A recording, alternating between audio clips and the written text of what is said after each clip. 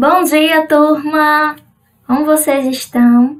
Viemos mais aqui para mais uma aula, né? Então, estamos aqui para dar início à nossa aula de artes e a gente vai introduzir outro conteúdo em relação à arte, né? Outra categoria que a gente vai estudar hoje, que é a expressão musical, o início da manifestação musical aqui no Brasil. Então, como ela chegou aqui, quem foi que trouxe, como foi que essas expressões apareceram no nosso país, e a gente vai ver tudo isso no decorrer da nossa aula, beleza? Então, vamos lá. No início da colonização, né, quando os portugueses vieram colonizar o nosso país, vieram alguns padres também e algumas irmandades, e elas faziam músicas para as igrejas, né? Existiam essas músicas que eram feitas para a igreja ou que eram cedidas para ela, e essas eram feitas pelos padres e essas irmandades. Então, a princípio, né, quem começou essa manifestação musical aqui no nosso país foram os padres. E aí, eles tinham seus alunos e a maioria deles era índios ou pessoas de origem europeia, né? Aquelas que tinham vindo para o Brasil de outros lugares. E aí os padres chamavam essas pessoas para participar dessa ação musical e a maioria deles aprendiam a tocar alguns instrumentos, né? Como o órgão, que é um tipo de instrumento, violino, violoncelo, viola, clarinete, enfim.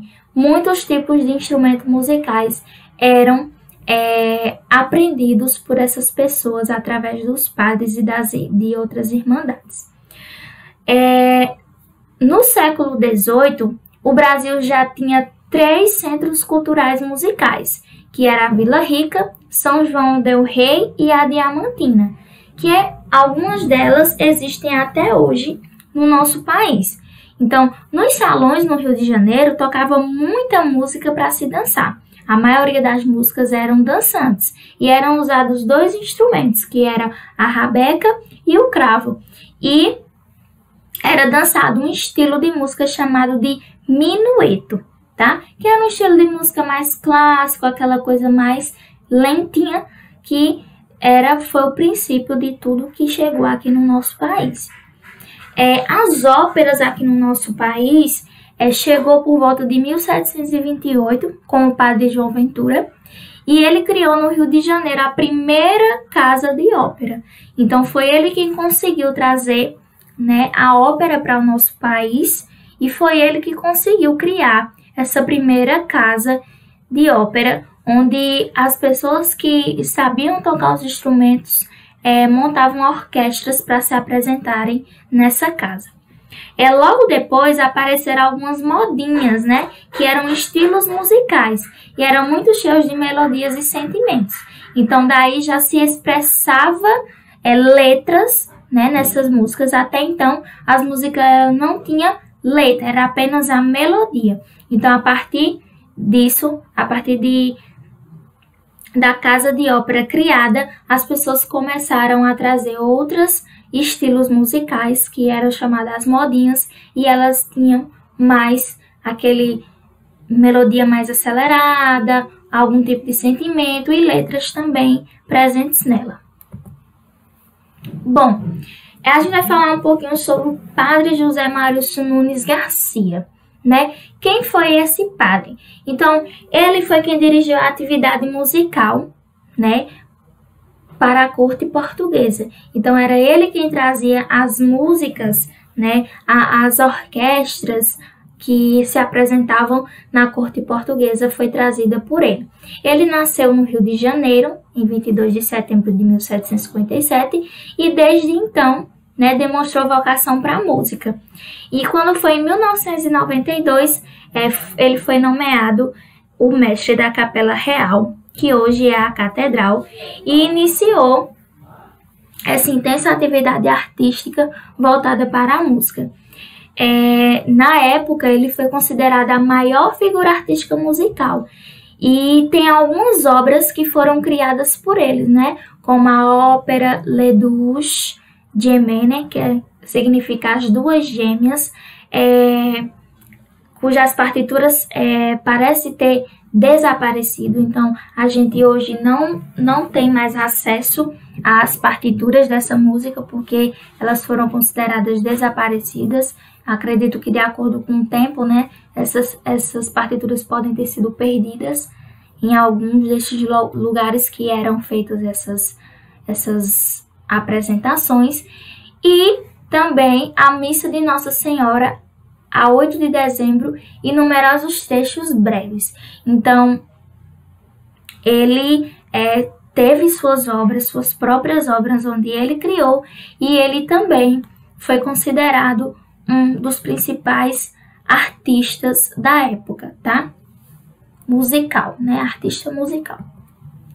Bom, e aí eu vou apresentar para vocês alguns compositores que fizeram história, né?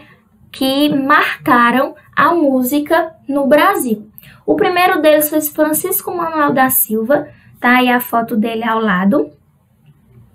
E ele foi aluno de José Maurício e pertenceu à orquestra da Capela Imperial como timbaleiro, que timbo é um instrumento musical.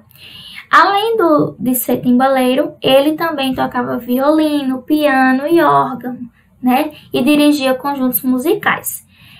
Ele foi um dos autores do hino nacional, né? E também dos hinos à coroação, a Dom Afonso das Artes e o da Guerra. Então, ele foi responsável pela composição desses hinos que a gente ouve falar ou já ouviu falar dentro da história, né, onde a gente estuda um pouquinho da colonização do nosso país, e em algumas partes é citado esses compositores. Nós tivemos também Alexandre Levi, né? Levi. Ele também foi um dos responsáveis pela movimentação, né, da música brasileira. E apesar da sua curta existência, né, apesar dele ter vivido pouco, ele compôs inúmeras obras, né? Então, algumas estão citadas aqui no texto, né? Reverie, Três Improvisos, Fantasias sobre o Guarani, Valsa. Então, tudo isso foram músicas que ele compôs, por mais que ele tenha passado pouco tempo, que ele tenha morrido cedo, mas ele ainda teve essa participação significativa na música brasileira. E, por último, Carlos Gomes, que foi um dos que marcou mais história dentro da música brasileira, né? Foi ele que compôs músicas sacras, românticas e fantasias. E ele foi estudar música, né, no Conservatório do Rio de Janeiro, e em 1860 compôs suas cantadas, e em seguida foi convidado para compor o Corpo de Ensaio Imperial da Academia de Música e Ópera Nacional, e teve sua primeira ópera, que foi A Noite do Castelo. Então, o imperador e a imperatriz assinaram a Carlos Gomes, que foi agradecido por Dom Pedro II, com o título de Hábito de Cavaleiro da Ordem da Rosa, pai e mestre da Escola Imperial. Então, ele recebeu esse título por fazer tanto sucesso, até mesmo ao olhar do Dom Pedro II. Ele fez essa história, deixou essa história em relação à música para o nosso país, por isso recebeu essas titulações que vocês veem aí no texto, ok? Bom, então, no início eu falei que existiu, a partir de 1700, quase 1800, foi criada as modinhas, né? Em que foram estilos que foram trazidos aqui para o nosso país. Então, no decorrer de todos os anos, desde lá até hoje, a gente criou muitos ritmos, muitas melodias para o nosso estilo musical. Então, eu trouxe para vocês alguns estilos que a gente mais conhece, né, que são mais conhecidos para nós, que foi o baião, né? Eu não podia deixar de trazer o baião, que é um estilo musical próprio do nosso Nordeste. A raiz do nosso Nordeste é o baião. E é uma dança muito usada agora, recente, no século XIX. Né? Foi trazida por Luiz Gonzaga. Foi ele quem trouxe esse estilo para nós. Nós também temos a cantiga, né, que é uma canção com versos de amor, de amizade, de sátira. Então, ela traz muitos sentimentos de mistura dentro das suas canções. A canção, né, que são composições poéticas, cantadas e acompanhadas por instrumentos, principalmente instrumentos mais refinados, como piano, violino e entre outros. O hino, né, que é um canto de louvor cívico, religioso ou profano. E os mais conhecidos são os pátrios, né, que são aqueles que a gente conhece como o hino nacional, o hino da independência e por aí vai. O frevo, que também é um marco na nossa história do nosso estado, Pernambuco. Então, é uma dança de salão e de rua e é uma grande alegria no nosso carnaval. Isso é muito conhecido. Então, é um marco também para não somente o nosso estado, mas também a região em que vivemos. O samba, que o samba, todas as pessoas dizem que o Brasil é o país do samba. Então, o samba é uma dança de compassos binários, ou seja, A2, e ele veio substituir o machixe, que antigamente também fazia esses mesmos movimentos e foi substituído pelo samba. Então, é acompanhado por tambor, surdo, cuíca. Então, esses são os instrumentos que acompanham o samba. E o poporri, né, que é uma reunião de trechos musicais populares. Ou seja, as pessoas compõem uma música que dentro dela está vários estilos ou várias músicas de um mesmo estilo, mas com diferentes melodias e letras. Então, esse é o chamado poporri. Existem muitos outros ritmos que são daqui do nosso país, que fizeram parte da antiguidade e outros que até hoje existem, mas esses outros vão estar no conteúdo que eu vou disponibilizar para vocês, tá? Então, lá no início do século XX, né, que não é tão longe, o samba ele se tornou a música para dançar. Então, o de maior sucesso foi o Pelo Telefone, que é uma música que foi composta em 1916 por Senhor Donga, Catulo Cearense, João de Baiana e Heitor dos Prazeres, né, dentro de um boteco. E o samba, ele saiu dos morros, né, saiu das favelas e desceu para a rua, como as pessoas dizem, para o asfalto, né, e lá ele foi executado para a população mais pobre do Rio de Janeiro, para as avenidas, passando a ser admirado por toda a sociedade brasileira. E além disso, seus temas enalteciam a malandragem.